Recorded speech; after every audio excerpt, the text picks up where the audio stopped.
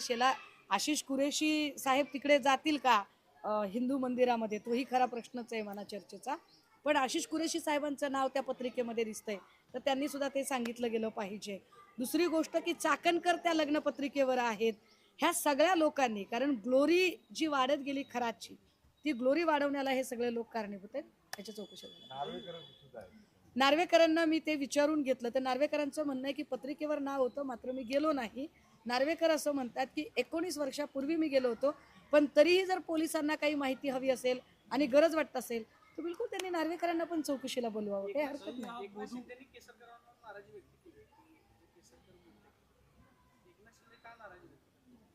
नाही, मी तर म्हटलं ना की केसरकर जे काही बोलले, केसरकरांना हे सुचवायचं होतं का की अहो मी तर फक्त मीडिएटर आहे, परंतु खरातांचे परमभक्त एकनाथ शिंदे आहेत, हे उजेडात आणण्यासाठी जाणीवपूर्वक केसरकर बोलले आहेत का? केसरकर ठरवून एकनाथ शिंदेंना खरातांचा सगळ्यात मोठा वरदहस्त असणारा नेता हे सांगू पाहतायत का? हे आता केसरकरांनी स्पष्ट केलं पाहिजे. बकरा केला जातो असंही त्यांनी शब्द वापरला.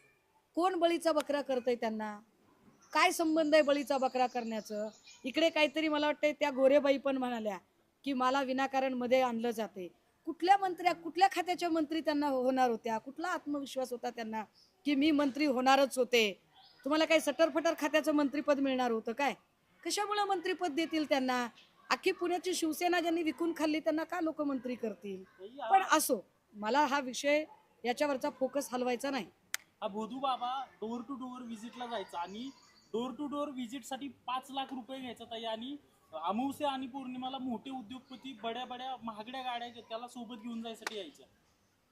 तुम्ही नुसत्या गाड्या म्हणताय. हेमंत गोडसे लोकसभेच्या वेळेला हेमंत गोडसेंना उमेदवारी मिळत नव्हती. हेमंत गोडसेंनी आपल्याला उमेदवारी मिळावी म्हणून खरातला प्रायव्हेट चार्टरने अमित शहा यांच्याकडे घेऊन गेलेला आहे आणि त्याचे सगळे ती माहिती आता पुढे येत आहे. त्यामुळे जे केसरकर जे म्हणतायत की अनेक लोक होते, तर केसरकरांना स्वतःच्याच पक्षातल्या अनेक लोकांना केसरकरांनीच आता स्वतःहून रडारवर आणलेलं आहे. कारण केसरकर म्हटल्यानंतरच आम्ही त्या दिशेने जरा माहिती घेण्याचा प्रयत्न केला.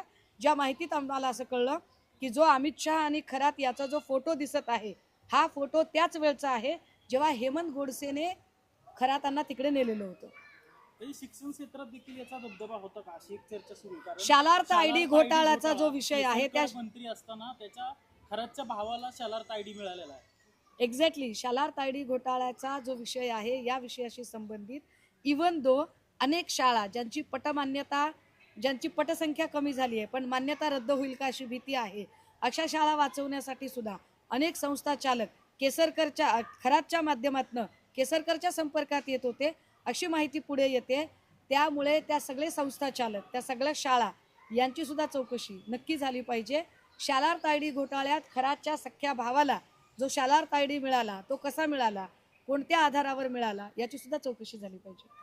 ताई, सातारा जिल्हा परिषदेच्या अध्यक्ष निवडीवेळी जो काही राडा झाला होता, त्याच्यानंतर विधानसभेत त्याचे पडसाद उमटल्याचं आपल्याला पाहायला मिळत होतं. आता एकनाथ शिंदेंना कुठंतरी थोडंसं नाराजी दूर करण्यासाठी तुषार दोशींना सक्तीच्या रजेवर पाठवले, तर दुसरीकडे मुंबईच्या आयुक्तपदी भिडेंना बसवण्याचं का सुरू झालं असं. मुळात तुषार दोशीच्या निलंबनाचा जो आदेश काढला होता, तो आदेशच इतका चुकीच्या पद्धतीने निघालेला आहे.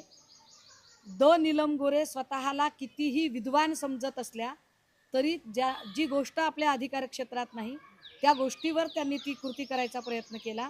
तुषार दोशींचं निलंबनच करायचं होतं, तर ते निलंबन फलटण संपदा मुंडे प्रकरणामध्ये ज्या पद्धतीने त्यांनी चाकणकरांना बोलायची संधी दिली, प्रेस घ्यायची संधी दिली, तिथेच दोषी चुकलेले होते आणि तिथेच दोषींना बिलकुल त्यावेळेला त्यांचं निलंबन करता येऊ शकत होतं.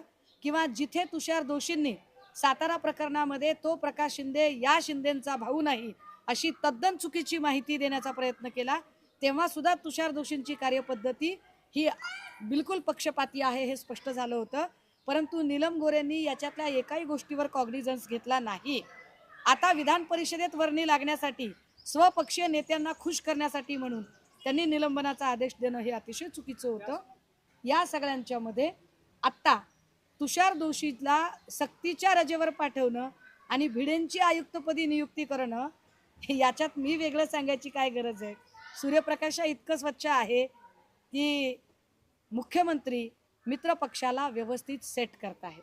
नीलम गोरे काल असं म्हणाले आहे की माझ्या निरोपाच्या शेवटच्या भाषणामध्ये मुख्यमंत्र्यांनी माझा गौरव केला, एकनाथ शिंदेंनी गौरव केला म्हणून काही जणांच्या पोटात दुखतंय आणि महापालिकेमध्ये काही जणांना यश मिळालं नाही म्हणून तर हे युक्तिसंगत करत नाही. म्हणजे स्वतःच्या